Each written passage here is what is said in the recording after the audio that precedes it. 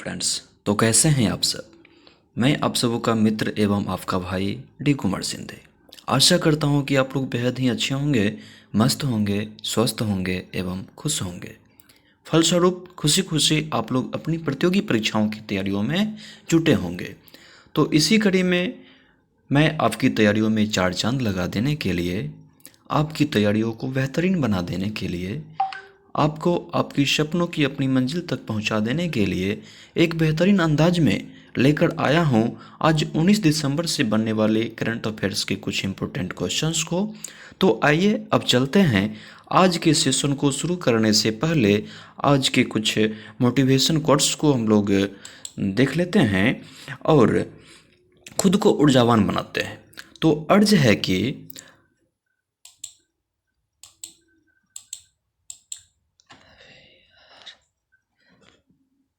मायूस मत हो बंदे, वजू तेरा छोटा नहीं, तू वो कर सकता है जो किसी ने सोचा नहीं। तो देर है अब किस बात की, बड़ा कुछ क्यों ना सोचें, जबकि सोचने में खर्च नहीं एक भी पैसों की। तो इस ठंड भरी खूबसूरत से सुबह में बिस्तर पर से उठकर पेज और पेन लेकर मेरे द्वारा पढ़ाए गए करंट अफेयर्स के कुछ इंपॉर्टेंट क्वेश्चंस को मेरे साथ बिल्कुल सीक्वेंस से प्रत्येक क्वेश्चंस को राइट डाउन करने में आपको डर है किस बात की। तो आइए आज की सेशन को शुरू करते हैं और पेज और पेन को लेकर के ठीक है आपके समक्ष पेश है अब आज का पहला प्रश्न। और यह पहला प्रश्न है कि मेटेफ्रेड रिडक्शन को दिसंबर 2022 में किस देश के प्रधानमंत्री के रूप में फिर से चुना गया है। तो ये डेनमार्क के प्रधानमंत्री के रूप में मेटे फ्रेडरिक्सन को फिर से चुना गया है। जो मेटे फ्रेडरिक्सन ये हैं और इस मेटे फ्रेडरिक्सन और ये डेनमार्क के प्रधानमंत्री द्वारा चुने गए हैं। तो इसके बारे में भी कुछ एनालिटिकल पर्सन को देख लेते हैं। तो ये मेटे फ्रेडरिक्सन को डेनमार्क के प्रधानमंत्री के रूप में फिर से चुन लिया गया है। यह एक डेनिश राजनीतिज्ञ हैं जो जून 2019 से डेनमार्क के प्रधानमंत्री हैं। यह डेनिश इतिहास में सबसे कम उम्र की प्रधानमंत्री भी हैं। डेनमार्क एक स्कैंडिनेवाई देश है जिसमें जेटलैंड प्रायद्वीप और कई देश शामिल है। जिस देशों में Norway, Sudan, Finland, Iceland and ये डेनमार्क ये सब शामिल हैं। तो इसी के साथ हम अब ठीक है नेक्स्ट क्वेश्चंस की ओर फ्लायन करते हैं और नेक्स्ट क्वेश्चंस के रूप में ठीक है उभर करके सामने ये आ रहा है कि किस देश ने ऐतिहासिक परमाणु संलयन पर नया परीक्षण किया है। तो वह देश है यूएसए, यूनाइटेड स्टेट अमेरिका। अब इस यूनाइटेड स्टेट अमेरिका के बारे में भी ठीक है ना विस्तार रूप से जान लेते हैं। और ये ऐतिहासिक परमाणु संलयन पर नया परीक्षण किया है तो इससे संबंधित भी एनालिटिकल पर्सन को भी हम लोग देख लेते हैं। और इस एनालिटिकल पर्सन जो मेरे द्वारा पढ़ाया जा रहा है, आप लोगों को समझाया जा रहा है, इसे भी आप लोग पूर्ण रूप से बिल्कुल सीक्वेंस से लिखते जाएँ, नोट्स क्रिएट करते जाएँ ताकि आप लोगों की बेहतर तैयारियों के लिए ठीक है भविष्य के लिए आप लोगों के पास नोट उपलब्ध हो सके। इसके लिए लिखना भी अनिवार्य है ठीक है, क्योंकि मैं पीडीएफ आप लोगों को नहीं देने वाला हूं और दूंगा भी तो जल्दबाजी में नहीं ठीक है, अभी जल्द से नहीं दूंगा मैं ठीक, क्योंकि इसके पीडीएफ भी लेने के लिए ठीक है आप लोगों को पहले मेरे साथ ले टू ले चलना पड़ेगा ठीक है। और आप लोगों को स्वयं अपनी हैंडराइटिंग में नोट्स बनाना पड़ेगा क्योंकि हमें भी इससे ठीक है बिलीव हो ताकि ये आप लोग मेरे साथ कदम से कदम मिला करके चल रहे हैं, मेरे साथ आप लोग मेहनत कर रहे हैं। हम आप लोगों के लिए इतनी मेहनत करके आप लोगों के लिए ये क्वेश्चंस ला रहे हैं, करंट अफेयर्स के क्वेश्चंस को ठीक है हम आप लोगों से साझा कर रहे हैं। तो आप लोग अपने लिए क्या कर रहे हैं है ना, तो वो चीज़ को क्रिएट करने के लिए आप लोग खुद से नोट को क्रिएट करें, नोट्स बनाएं ठीक है मेरे साथ ठीक है ना। इस प्रकार से सुन करके लाइरिक टू लाइरिक ठीक है इस प्रकार से आप लोग नोट्स बनाते जाएँ, क्रिएट करते जाएँ ताकि आप लोगों की बेहतर तैयारियों के लिए आप लोग के पास नोट्स उपलब्ध रहें और उसे आप लोग जब मर्जी तब देख सकते हैं ठीक, और अपनी तैयारी को मजबूत बना सकते हैं। तो इसके लिए हम आप लोगों के लिए लेकर के आए हैं आज ये परमाणु संलयन पर नया परीक्षण जो स्टार्टेड हुआ है ठीक है इसके बारे में। तो यह परमाणु संलयन यह सफलता असीमित स्वच्छ ऊर्जा ला सकती है और इससे जलवायु परिवर्तन के खिलाफ लड़ाई में मदद मिल सकती है। इतिहास में पहली बार अमेरिका के कैलिफोर्निया में वैज्ञानिकों ने परमाणु संलयन अभिक्रिया को अंजाम दिया है, जिसके चलते सूरज की तरह ही बिल्कुल शुद्ध ऊर्जा कार्बन फ्री एनर्जी का उत्पादन किया गया है। वैज्ञानिकों के अनुसार अगर सब कुछ सही रहता है तो जीवाश्म ऊर्जा जैसे गैस, पेट्रोल और डीजल से अमेरिका की डिपेंडेंसी जो है वह कम हो सकती है। क्लियर है। अब परमाणु संलयन से संबंधित है तो परमाणु संलयन के बारे में भी हम लोग विस्तार से थोड़ा देख लेते हैं कि परमाणु संलयन वह प्रक्रिया है जिसके द्वारा भारी मात्रा में ऊर्जा जारी करते हुए दो हल्के परमाणु नाभिक मिलकर एक भारी परमाणु बनाते हैं।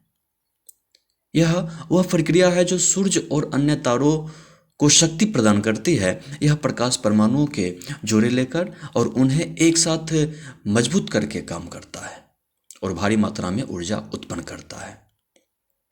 जी, ये हमारा परमाणु संलयन से संबंधित जेनेटिक का वर्षन था, ठीक है, जिसे हम लोगों ने देखा है। ठीक है, अब इसी कड़ी में हम लोग आगे की ओर प्लान करते हैं। ठीक है, और आगे की ओर प्लान करने के साथ ही साथ हमारे पास, ठीक है, ये थर्ड क्वेश्चन उभर करके सामने आ रहा है, जो यह है कि हाल ही में किस देश ने दुनिया में पहली बार सेटकॉम स्पेक्ट्रम की नीलामी करने की घोषणा की है? तो वह देश है अपना इंडिया। अब ये अपना इंडिया है, ठीक है, तो इससे संबंधित, ठीक है, ये क्या कर रहा है कि दुनिया में पहली बार सेटकॉम स्पेक्ट्रम की नीलामी कर रहा है, ठीक, जिसके लिए यह घोषणा किया है। तो ये दूरसंचार नियामक TRAI, technology research artificial intelligence जो है, ठीक है ना, इसकी अध्यक्ष PD वाघेला ने कहा है कि भारत पहला देश होगा जो सैटेलाइट कम्युनिकेशन के लिए स्पेक्ट्रम की नीलामी करेगा। तो भारतीय दूरसंचार नियामक प्राधिकरण TRAI जल्द ही विभिन्न मंत्रालयों, सूचना और प्रसारण, अंतरिक्ष और दूरसंचार सैटेलाइट कम्युनिकेशन के क्षेत्र में व्यापार करने के लिए जरूरी अनुमतियों को आसान बनाने के लिए सिफारिश करेगा। Thank you. नेक्स्ट क्वेश्चंस की ओर बढ़ते हैं, ठीक है, और नेक्स्ट क्वेश्चंस हम लोग देख लेते हैं कि उधमपुर श्रीनगर बारामूला रेल लिंक परियोजना पर बनाई गई भारत की सबसे लंबी एस्केप टनल की लंबाई कितनी है? तो ये उधमपुर श्रीनगर बारामूला रेल लिंक परियोजना पर बनाई गई भारत की सबसे लंबी एस्केप टनल की लंबाई जो है, ठीक है, वह 12.895 किलोमीटर है, जिसका हमारा ये ऑप्शन डी करेक्ट है। तो अब इस उधमपुर श्रीनगर बारामूला रेल लिंक जो है, ठीक है, इसे हम लोग शॉर्टकट में USBRL के नाम से भी जानते हैं। ठीक, USBRL stands for Udhampur Srinagar Baramulla rail link. यह हिमालय के माध्यम से ब्रॉड गेज रेलवे लाइन के निर्माण के लिए भारतीय रेलवे द्वारा शुरू की गई एक राष्ट्रीय परियोजना है, जिसका उद्देश्य कश्मीर क्षेत्र को देश के बाकी हिस्सों से जोड़ना है। ये 15 दिसंबर 2022 को USBRL stands for Udhampur Srinagar Baramulla rail link परियोजना के कटरा बनिहाल खंड पर शुम्बड़ और खाड़ी स्टेशनों के बीच एस्केप टनल T49 को जोड़कर एक बड़ी उपलब्धि हासिल की गई है। एस्केप टनल की लंबाई मैंने बताया ही है कि 12.895 किलोमीटर है। यह भारत की सबसे लंबी एस्केप टनल है और एस्केप टनल को जोड़ने के दौरान टनल की लाइन और लेवल को सटीक रूप से हासिल किया जाना है। क्लियर है। नेक्स्ट क्वेश्चन की ओर बढ़ते हैं, ठीक है, और नेक्स्ट क्वेश्चन हमारा यह है कि कौन सी कंपनी FIH ओडिशा हॉकी पुरुष विश्व कप 2023 की आधिकारिक भागीदारी बनी है? तो ये टाटा स्टील कंपनी है, और ये टाटा स्टील कंपनी है तो इस टाटा स्टील कंपनी के बारे में भी, ठीक है, हम लोग विस्तार रूप से जान लेते हैं कि टाटा स्टील लिमिटेड ने FIH Odisha hockey mains world cup 2023 का आधिकारिक भागीदारी बनने के लिए हॉकी इंडिया के साथ एक समझौता ज्ञापन पर हस्ताक्षर किया है। अब है ये टाटा स्टील, तो ये हमारा, ठीक है, ऑप्शन बी राइट आंसर है। ठीक, और यहाँ हम लोगों ने चर्चा किया FIH ओडिशा हॉकी पुरुष विश्व कप के बारे में। तो FIH stands for international hockey federation, जिसकी स्थापना 1924 में की गई थी, जिसकी मुख्यालय लासेन स्विट्जरलैंड में स्थित है। इसका अध्यक्ष FIH का अध्यक्ष जो है वह तैयब इकराम जी हैं। Thank you. अब नेक्स्ट क्वेश्चन की बात कर लेते हैं। तो नेक्स्ट क्वेश्चन हमारा जो है वो भारत को फ्रांस से कुल कितने राफेल विमान प्राप्त हुए हैं। तो भारत को जो फ्रांस से कुल 36 राफेल विमान प्राप्त हुए हैं, ठीक है, जिसका हमारा ऑप्शन डी राइट है, ठीक है, और इस ऑप्शन डी राइट है। तो इसके बारे में भी हम लोग राफेल विमान से संबंधित भी हम लोग कुछ है ना एनालिटिकल पर्सन को देख लेते हैं। तो फ्रांस ने सभी लड़ाकू विमान राफेल की डिलीवरी पूरी कर दी है।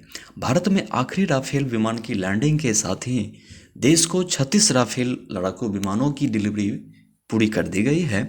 4 साल पहले भारत सरकार ने फ्रांस से 59,000 करोड़ रुपये में 36 राफेल को सौदा किया था। अब इस 36 राफेल को सौदा किया गया। तो इस 36 राफेल को सौदा करने के लिए ठीक 59,000 करोड़ रुपये की लागत आई थी।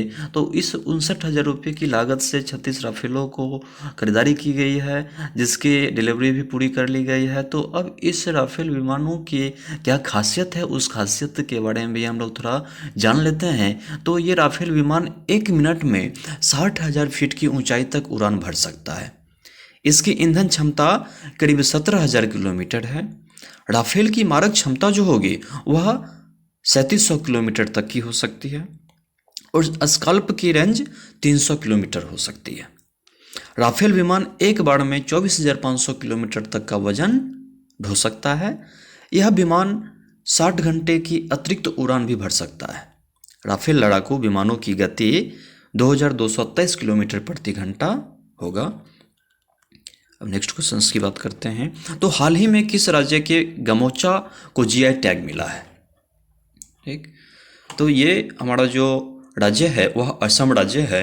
अब इस असम राज्य में गमोचा को जीआई टैग मिला है। तो उस गमोचा के जीआई टैग के बारे में भी हम लोग जान लेते हैं, ठीक है। और ये गमोचा होता क्या है ना।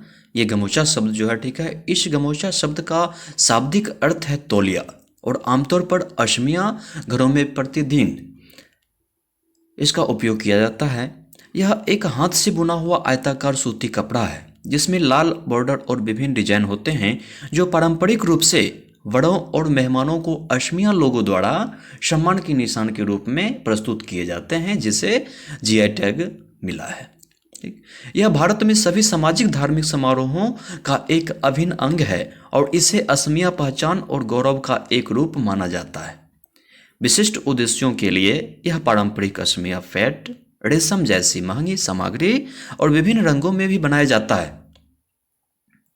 बिहू उत्सव के दौरान आदान प्रदान के लिए बने गमछा को बिहुवन के नाम से भी जाना जाता है। यानी कि इस गमोचा को हम लोग नॉर्मली अपने लैंग्वेज में गमछा के रूप में, ठीक है, हम लोग जान सकते हैं, बोल सकते हैं, उच्चारण कर सकते हैं। Thank you. नेक्स्ट क्वेश्चन है क्वेश्चन 8। इस क्वेश्चन 8 के बारे में भी हम लोग कुछ डिस्कस कर लेते हैं। तो ये क्वेश्चन 8 जो है वह 2022 में दुनिया के सबसे ज़्यादा चर्चित खिलाड़ी कौन बने हैं। तो नीरज चोपड़ा दुनिया के सबसे ज़्यादा चर्चित खिलाड़ी बने हैं। तो नीरज चोपड़ा 2022 में दुनिया के सबसे चर्चित खिलाड़ी एथलीट बन गए हैं। 2022 में इन्होंने उसेन बोल्ट को दुनिया के सबसे अधिक लिखित एथलीट के रूप में विस्थापित किया। इससे पहले वह भाला फेंक में डायमंड लीग फाइनल जीतने वाले भारत के पहले एथलीट बने थे। नीरज चोपड़ा ने पिछले साल टोक्यो में भारत के लिए स्वर्ण पदक जीता था। उन्होंने यूजीन, ओरेगन में और विश्व एथलेटिक चैंपियनशिप 2022 में रजत पदक भी जीता था। Thank you. नेक्स्ट क्वेश्चन है प्रधानमंत्री नरेंद्र मोदी किस राज्य में मोपा अंतर्राष्ट्रीय हवाई अड्डे का उद्घाटन किया है। तो ये गोवा राज्य में किए हैं, ठीक। तो अब इस गोवा राज्य से संबंधित भी हम लोग देख लेते हैं कुछ एनालिटिकल पर्सन को। और ये मोपा अंतर्राष्ट्रीय हवाई अड्डे का उद्घाटन किया गया है गोवा में। तो ये प्रधानमंत्री नरेंद्र मोदी ने हाल ही में गोवा में मोपा अंतर्राष्ट्रीय हवाई अड्डे का उद्घाटन किया है, जिसका नाम पूर्व मुख्यमंत्री मनोहर पर्रिकर के नाम पर रखा है और वह नाम है मोपा अंतर्राष्ट्रीय हवाई अड्डा, ठीक। पणजी से लगभग 35 किलोमीटर की दूरी पर स्थित नया हवाई अड्डा सालाना 44 लाख लोगों को समायोजित कर सकता है। भविष्य की विकास योजनाओं के बाद इसकी क्षमता प्रति वर्ष 3 करोड़ से अधिक यात्रियों तक बढ़ाई जा सकती है। Thank you. तो आज का इम्पोर्टेंट क्वेश्चन से 9 ही मिल पाया, जिस 9 इम्पोर्टेंट क्वेश्चंस के फैक्ट पर हमने चर्चा किया।